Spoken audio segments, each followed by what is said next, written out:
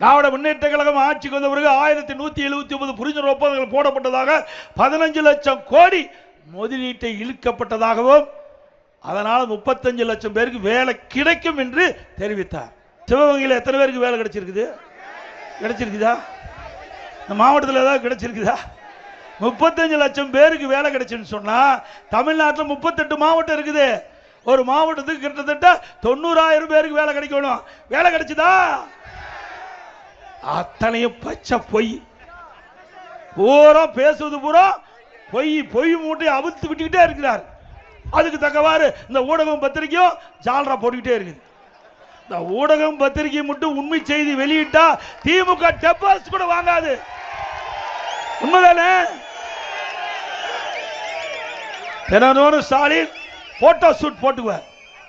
அப்படி photo shoot போட்டு ஒரு திட்டத்தை அறிவிப்பார். அப்படியே வந்து போஸ்ட் கொடுப்பார். நம்ம பத்திரிகையாளரும் அப்படியே அழகா படம் பிடிச்சு அங்க தொலைக்காட்சியில் காட்டுவாங்க. பத்திரிகையில் வரும். இதுதாங்க தினந்தோறும் நடக்குது. இந்த ஆட்சியில என்ன சாதனை படிச்சாங்க? இந்த போட்டோ ஷூட் போட்டதுதான் சாதனை. வேற எந்த சாதனையும் கிடையாது.